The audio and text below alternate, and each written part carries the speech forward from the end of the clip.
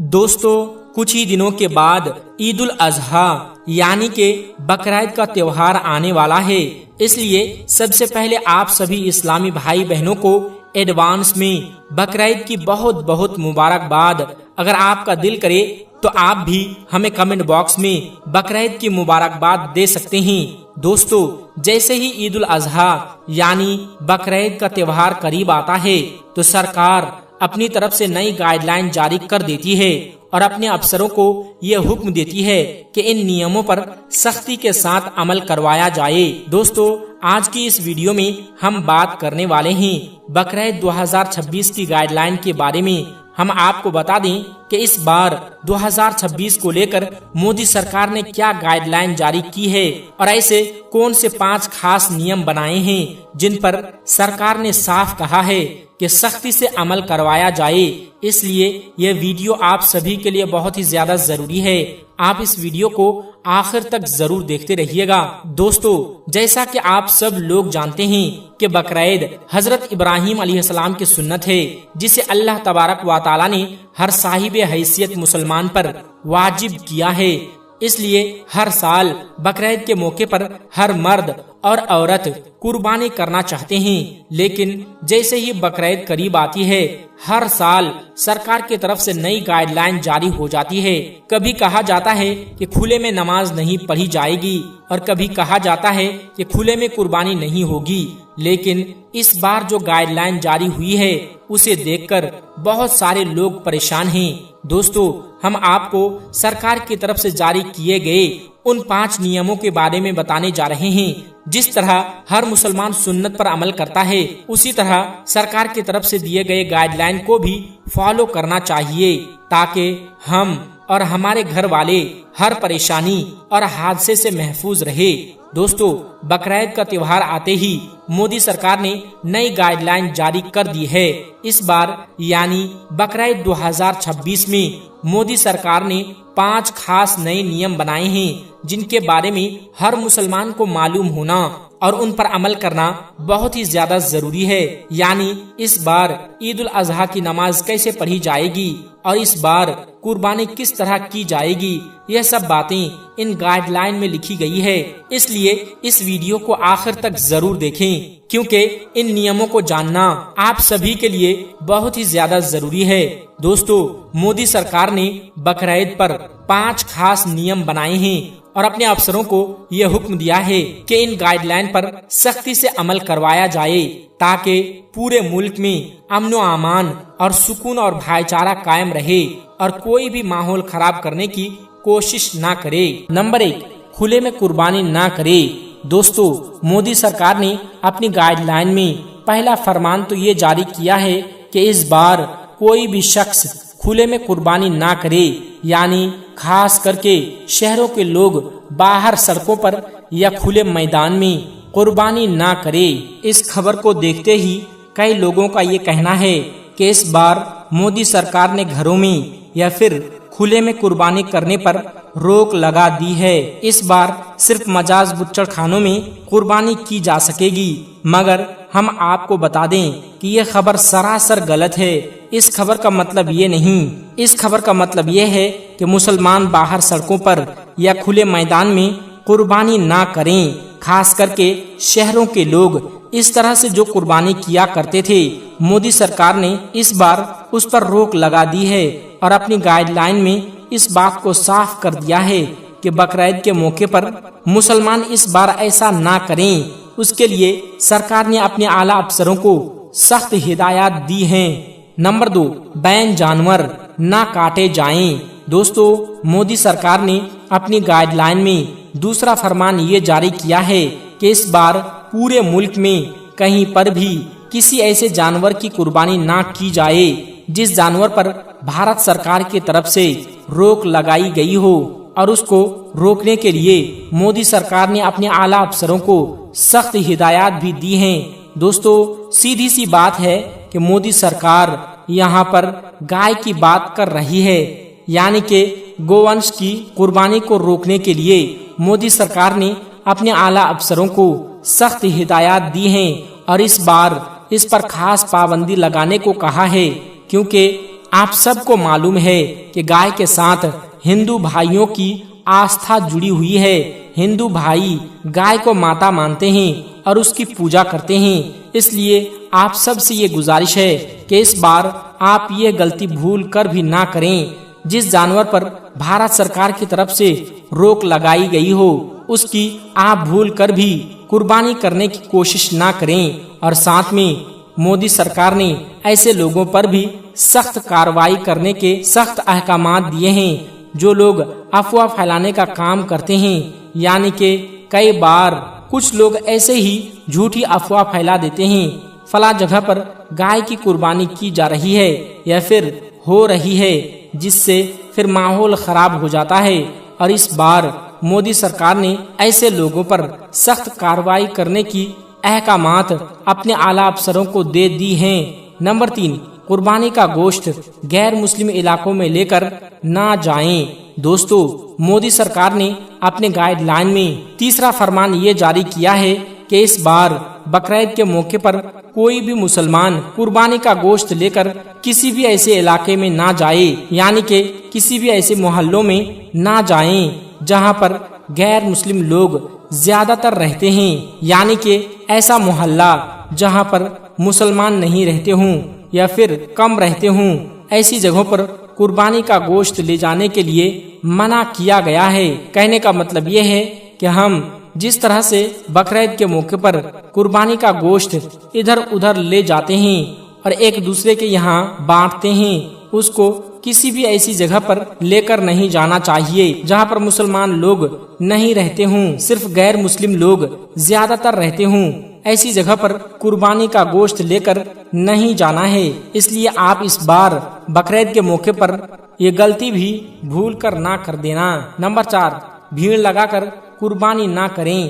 دوستو، مودی سرکار نے اپنی گائیڈ لائن میں چوتھا فرمان یہ جاری کیا ہے کہ اس بار بقرعید کے موقع پر کوئی بھیڑ لگا کر قربانی نہ کرے، یعنی کہ کوئی بھی اجتماعی قربانی نہ کرے، یعنی کہ جس طرح سے بقرعید کے موقع پر اور بھیڑ بھاڑ والی جگہ پر ایک بڑے جانور کی قربانی کرتے ہیں، اس پر سرکار نے اس بار روک لگا دی ہے، یعنی کہ مودی سرکار نے اس بار اجتماعی قربانی کرنے کی اجازت نہیں دی ہے۔ سرکار نے اپنی گائیڈ لائن میں یہ صاف کر دیا ہے کہ اس بار جس کسی کو بھی قربانی کرنے ہیں وہ اپنے گھروں میں رہ کر قربانی کریں، یعنی کہ بھیڑ لگا کر اجتماعی قربانی نہ کریں۔ نمبر 5، سوشل میڈیا پر افواہ نہ پھیلائیں۔ دوستو، مودی سرکار نے اپنی گائیڈ لائن میں 5واں فرمان یہ جاری کیا ہے کہ بقرعید کے موقع پر ہر کوئی سوشل میڈیا پر کسی بھی طرح کی کوئی افواہ نہ پھیلائیں۔ اس لیے سرکار نے اپنے اعلیٰ افسروں کو سخت ہدایات دی ہیں اور سختی کے ساتھ اس پر عمل کروانے کے احکامات بھی دیے ہیں، اور اس کا عمل نہ کرنے والوں پر سخت کارروائی کرنے کی اجازت بھی دی ہے۔ یعنی کہ مودی سرکار نے بقرعید پر افواہ پھیلانے والوں پر سخت کارروائی کرنے کے احکامات اپنے اعلیٰ افسروں کو دے دیے ہیں، اور ساتھ میں ایسے لوگوں پر کارروائی کرنے کا بھی حکم جاری کیا ہے جو لوگ سوشل میڈیا پر اپلوڈ کرتے ہیں اور ماحول خراب کرنے کی کوشش کرتے ہیں، ایسے لوگوں پر بھی سخت نگرانی رکھنے کی احکامات دیے گئے ہیں۔ اس لیے دوستو، اس بار بقرعید کے موقع پر آپ یہ 5 غلطیاں بھول کر بھی نہ کریں اور قربانی کے جانور کی کوئی بھی تصویر یا ویڈیو سوشل میڈیا پر اپلوڈ کر کے کسی بھی طرح کا کوئی دکھاوا نہ کریں۔ یاد رکھیں، قربانی صرف اور صرف اللہ کی رضا کے لیے کی جاتی ہے، کسی دکھاوے کے لیے نہیں۔ اس لیے آپ قربانی کے جانور کی تصویر یا ویڈیو سوشل میڈیا پر اپلوڈ کر کے قربانی کے جانور کی بے حرمتی نہ کریں۔ قربانی صرف اللہ کی رضا کے لیے اور پورے اخلاص کے ساتھ کریں۔ دوستو، اس بار بقرعید کے موقع پر مودی سرکار نے یہ 5 خاص نیم بنائے ہیں، اس کا آپ ضرور خیال کریں اور اس ویڈیو کو بھی زیادہ سے زیادہ مسلمان بھائی بہنوں تک یہ ویڈیو پہنچ جائے۔ 3 لوگوں کی قربانی قبول نہیں ہوتی۔ رسول اکرم صلی اللہ علیہ وسلم نے فرمایا کہ قربانی کے دنوں میں اللہ تبارک و تعالیٰ کو قربانی سے زیادہ کوئی چیز پسند نہیں۔ ان دنوں میں یہ عمل تمام نیکیوں سے بڑھ کر ہے، اور قربانی کرتے وقت خون کا جو قطرہ زمین پر گرتا ہے وہ زمین پر گرنے سے پہلے ہی اللہ تبارک و تعالیٰ کے یہاں قبول ہو جاتا ہے۔ ایک دن صحابہ کرام نے عرض کیا، یا رسول اللہ صلی اللہ علیہ وسلم، یہ قربانی کیا ہے؟ نبی اکرم صلی اللہ علیہ وسلم نے فرمایا، اے صحابہ، یہ قربانی تمہارے باپ دادا حضرت ابراہیم علیہ السلام کی سنت مبارکہ ہیں۔ یہ سن کر صحابہ کرام نے مزید پوچھا، یا رسول اللہ صلی اللہ علیہ وسلم، اس پر ہمیں اجر و ثواب کتنا ملے گا؟ آپ صلی اللہ علیہ وسلم نے فرمایا، جانور کے ہر ایک بال کے بدلے تمہیں ایک ایک نیکی ملے گی، یعنی تمہارا جانور جتنا بڑا ہوگا اس کے جسم پر جتنے زیادہ بال ہوں گے اتنے ہی زیادہ نیکیاں تمہیں ملے گی۔ رسول اکرم صلی اللہ علیہ وسلم نے ایک دن اپنی پیاری بیٹی حضرت سیدہ فاطمہ الزہرا رضی اللہ تعالی عنہا سے فرمایا، بیٹی فاطمہ، اٹھو اور اپنی قربانی کے جانور کے پاس رہو۔ یہ سن کر سیدہ فاطمہ نے پوچھا، یا رسول اللہ صلی اللہ علیہ وسلم، اس میں کیا حکمت ہے؟ میں جانور کے قریب کیوں رہوں؟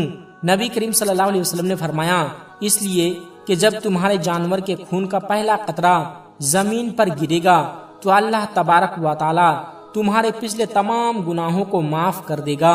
یہ سن کر سیدہ فاطمہ نے عرض کیا، یا رسول اللہ صلی اللہ علیہ وسلم، یہ فضیلت صرف اہل بیت کے لیے ہے، یہ تمام مسلمانوں کے لیے بھی؟ میرے نبی کریم صلی اللہ علیہ وسلم نے فرمایا، یہ فضیلت تمام مسلمانوں کے لیے ہے۔ رسول اکرم صلی اللہ علیہ وسلم نے فرمایا، جو شخص قربانی کی طاقت رکھنے کے باوجود قربانی نہ کرے وہ ہماری عیدگاہ کے قریب نہ آئے۔ حضرت امام جعفر صادق رضی اللہ تعالی عنہ لوگوں کو نصیحت فرما رہے تھے۔ آپ قربانی کی فضیلت بیان کر رہے تھے۔ اسی دوران آپ نے فرمایا، اے لوگو، دنیا میں رہنے والے ہر مسلمان کی قربانی اللہ تبارک و تعالی قبول فرما لیتا ہے، چاہے وہ گناہگار ہی کیوں نہ ہو، مگر 3 بدقسمت لوگ ایسے ہیں جن کی نہ نماز قبول ہوتی ہے، نہ حج اور نہ ہی قربانی۔ لوگوں نے پوچھا، حضرت وہ 3 بدقسمت لوگ کون ہیں؟ آپ نے فرمایا، نمبر 1، شرک کرنے والا، یعنی وہ شخص جو اللہ کے ساتھ کسی اور کو شریک ٹھہرائے، اللہ کے دروازے کو چھوڑ کر غیروں کے دروازے پر جائے، ان سے مدد مانگے، فریاد کرے، مشکل کشائی چاہے، ایسے شخص کا کوئی عمل قبول نہیں ہوتا۔ رسول اکرم صلی اللہ علیہ وسلم نے فرمایا، شرک سے بچنا، چاہے تمہارے ٹکڑے ٹکڑے کر دیے جائیں پھر بھی شرک نہ کرنا۔ جب انسان زنا کرتا ہے تو اس وقت اس کا ایمان کمزور ہو جاتا ہے۔ جب چوری کرتا ہے، جھوٹ بولتا ہے یا سود کھاتا ہے تب بھی اللہ تبارک و تعالی ناراض ہوتا ہے، مگر جب کوئی انسان اللہ کو چھوڑ کر غیروں کے سامنے ہاتھ پھیلاتا ہے تو اللہ تبارک و تعالی سب سے زیادہ ناراض ہوتا ہے۔ نمبر 2، حرام مال سے قربانی کرنے والا، جو شخص حرام کمائی سے جانور خرید کر قربانی کرے اس کی قربانی قبول نہیں ہوتی۔ حرام مال انسان کی اولاد کو بے حیائی اور بے غیرتی کی طرف لے جاتا ہے۔ نمبر 3، سود کا کاروبار کرنے والا، جو لوگ سود لیتے ہیں، سود دیتے ہیں، غریبوں کو قرض دے کر زیادہ رقم وصول کرتے ہیں، ان کی قربانی بھی قبول نہیں ہوتی جب تک وہ سچی توبہ نہ کریں۔ حضرت انس فرماتے ہیں کہ رسول اللہ صلی اللہ علیہ وسلم نے فرمایا، قربانی 10ویں ذی الحجہ کے بعد 2 یا 3 دن تک کی جا سکتی ہے۔ قربانی کا گوشت خود بھی کھا سکتے ہیں، رشتہ داروں کو بھی دے سکتے ہیں اور غریبوں میں بھی تقسیم کر سکتے ہیں۔ علماء نے فرمایا، اگر گوشت کے 3 حصے کیے جائیں تو بہتر ہیں۔ ایک حصہ اپنے لیے رکھیں، دوسرا رشتہ داروں کے لیے اور تیسرا غریبوں اور مسکینوں کے لیے۔ دوستو، اس بار 28 مئی 2026 کو بقرعید آنے والی ہے۔ سب سے پہلے آپ سبھی اسلامی بھائی بہنوں کو عید الاضحیٰ کی بہت بہت مبارکباد۔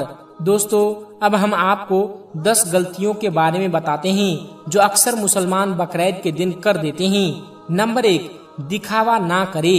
بہت سے لوگ قربانی کے جانور کی نمائش کرتے ہیں، بازاروں میں گھماتے ہیں اور لوگوں کو قیمت بتاتے پھرتے ہیں۔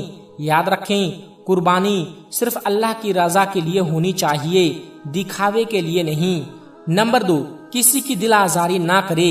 ایسا کوئی کام نہ کرے جس سے دوسرے مذاہب کے لوگوں کی دل آزاری ہوں۔ خاص طور پر ایسے جانور کی قربانی نہ کرے جس پر حکومت کی طرف سے پابندی ہو۔ نمبر 3، صرف گوشت کھانے کی نیت نہ ہو۔ قربانی صرف اللہ کی رضا کے لیے کریں۔ اللہ تعالیٰ کے پاس نہ گوشت پہنچتا ہے نہ خون، بلکہ تمہاری نیت پہنچتی ہے۔ نمبر 4، سوشل میڈیا پر ویڈیو نہ ڈالیں۔ بہت سے لوگ قربانی کی ویڈیو یا تصاویر فیس بک، واٹس ایپ اور یوٹیوب پر ڈال دیتے ہیں، یہ مناسب نہیں۔ نمبر 5، جانور کو کم سے کم تکلیف دیں۔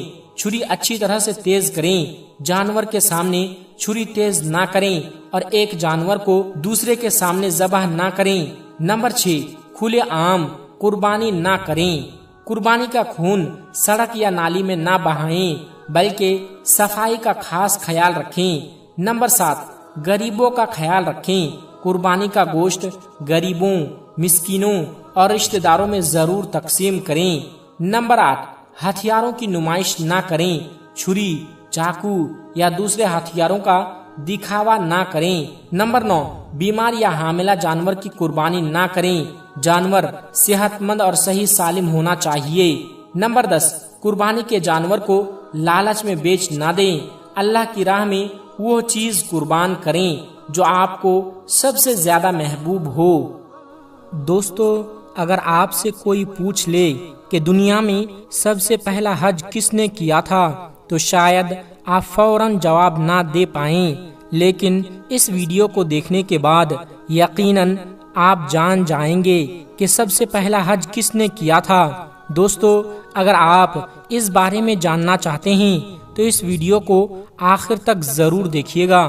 دوستو، سعودی عرب کے شہر مکہ میں خانہ کعبہ کی تعمیر حضرت آدم علیہ السلام کے زمانے میں ہی ہو چکی تھی۔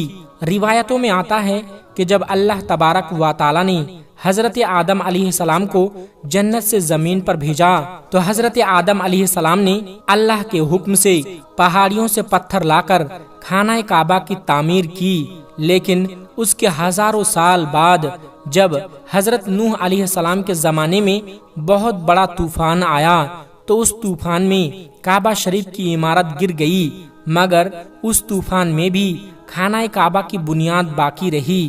دوستو، اس کے بعد یعنی آج سے تقریباً 4000 سال پہلے مکہ شریف میں کوئی بھی نہیں رہتا تھا۔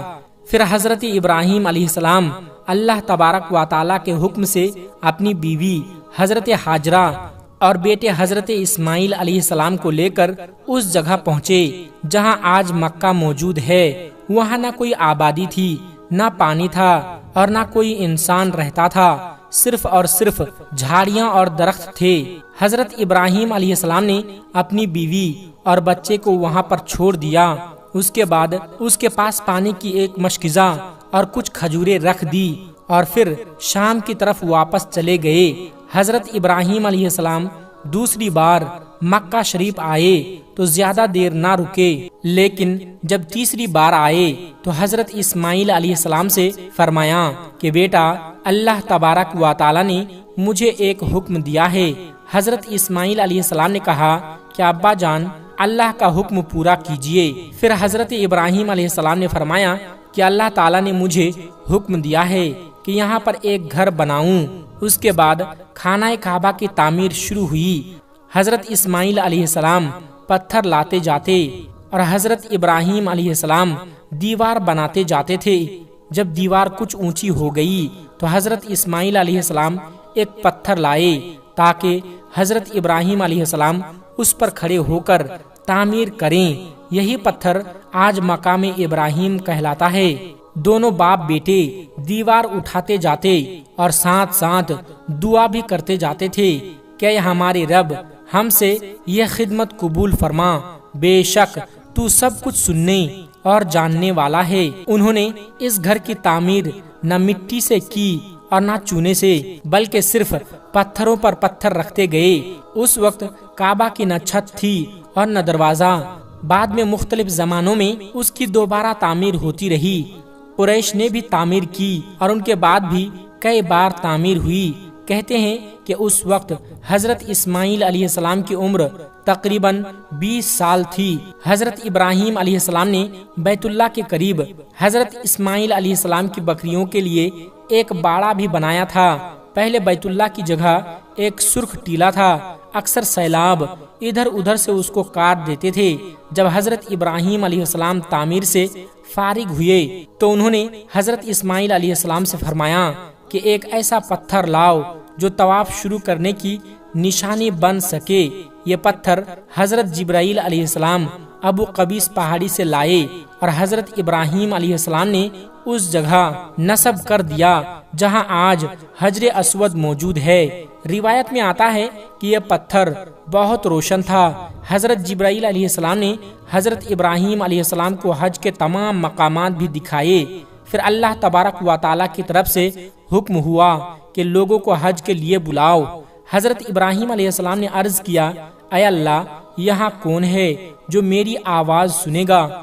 اللہ تبارک و تعالیٰ نے فرمایا، اے ابراہیم، آواز دینا تمہارا کام ہے اور اس آواز کو لوگوں تک پہنچانا میرا کام ہے۔ پھر حضرت ابراہیم علیہ السلام ابو قبیس پہاڑی پر چڑھے اور ایک بڑے پتھر پر کھڑے ہو کر اعلان کیا، اے لوگو، اللہ تعالیٰ نے اپنا گھر بنایا ہے اور تم پر حج فرض کیا ہے، لہٰذا اپنے رب کی پکار پر لبیک کہو۔ اللہ تعالیٰ نے حضرت ابراہیم علیہ السلام کی آواز کو اتنا بلند کر دیا کہ دنیا کے ہر انسان تک وہ آواز پہنچ گئی، یہاں تک کہ پہاڑوں، درختوں اور جانوروں نے بھی اس آواز کو سنا۔ علماء کرام کے مطابق اسی اعلان کے بعد حج کی شروعات ہوئی اور سب سے پہلا حج حضرت ابراہیم علیہ السلام نے ہی ادا کیا۔ دوستو، ایک روایت میں آتا ہے کہ رسول اللہ صلی اللہ علیہ وسلم نے فرمایا کہ اللہ تعالی ہر دن اور رات بیت اللہ پر 120 رحمتیں نازل فرماتا ہے، 60 رحمتیں طواف کرنے والوں کے لیے، 40 نماز پڑھنے والوں کے لیے اور 20 صرف کعبہ کو دیکھنے والوں کے لیے۔ علماء کرام فرماتے ہیں کہ طواف کرنے والا ان سب رحمتوں کو حاصل کر لیتا ہے کیونکہ وہ طواف بھی کرتا ہے، نماز بھی پڑھتا ہے اور کعبہ شریف کی زیارت بھی کرتا ہے۔ کسی نے کیا خوب کہا ہے، خانہ کعبہ میں طرح طرح کی برکتیں ہیں، ان کو اصل میں گھر والا یعنی اللہ ہی بہتر جانتا ہے۔ جو شخص اپنے گناہوں سے ڈر کر یہاں پر آتا ہے، اللہ تعالیٰ اس کی حفاظت فرماتا ہے۔ دوستو، تاریخ میں خانہ کعبہ کی کئی بار تعمیر ہوئی۔ حضرت آدم علیہ السلام نے تعمیر کی، پھر حضرت شیس علیہ السلام نے، پھر حضرت ابراہیم علیہ السلام نے، اس کے بعد مختلف قوموں اور بادشاہوں نے بھی اس کی تعمیر کی۔ قریش نے بھی رسول اکرم صلی اللہ علیہ وسلم کے زمانے میں اس کی تعمیر کی تھی۔ قریش کے پاس حلال مال کم تھا، اس لیے وہ پوری عمارت مکمل نہ بنا سکے اور کچھ حصہ باہر رہ گیا، جسے آج حتیم یا حجر اسماعیل کہا جاتا ہے۔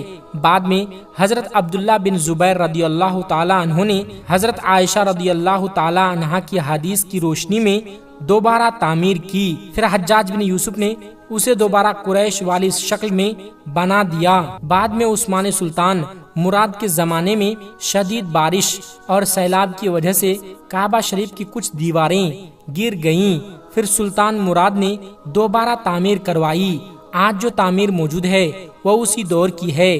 آخر میں دعا ہے کہ اللہ تعالی ہم سب کو بھی حج جیسی عظیم عبادت ادا کرنے کی توفیق عطا فرمائیں، آمین یا رب العالمین۔